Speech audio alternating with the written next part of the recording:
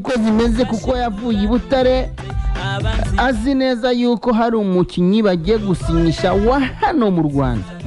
Nawe nta makuru yari afite.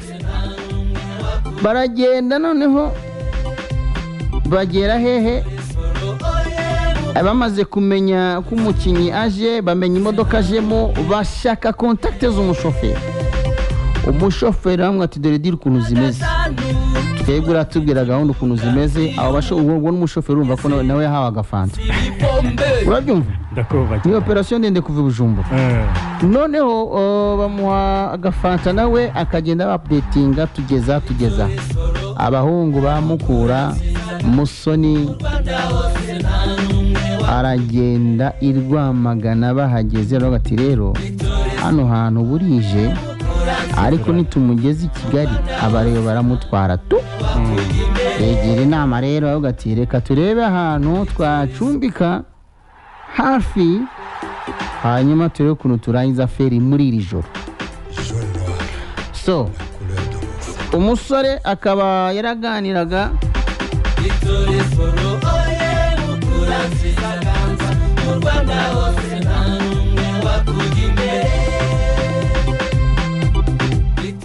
ubwo rero baragenda, bwari bwije.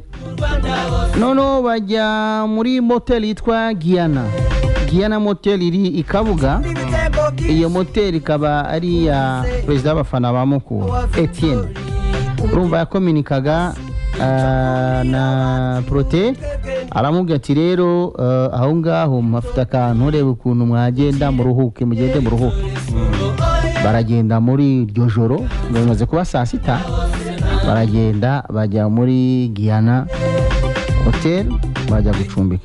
Byari suppose yuko abo bahungu bombi, uwitwa Fred ndetse na Frank ukina muri Musongati, wakinaga muri Musongati, baza bakajya kwa Furaha.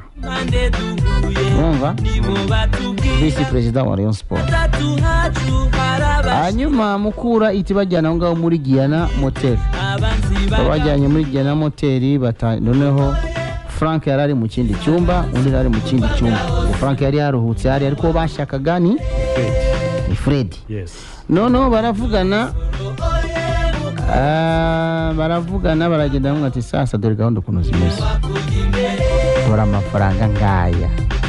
Mukura yateretse miliyoni 10, inoti zitukura hariya ku meza n'amasezerano ngaya. Bati nyamuneka twaratangiye ibiganiro nawe.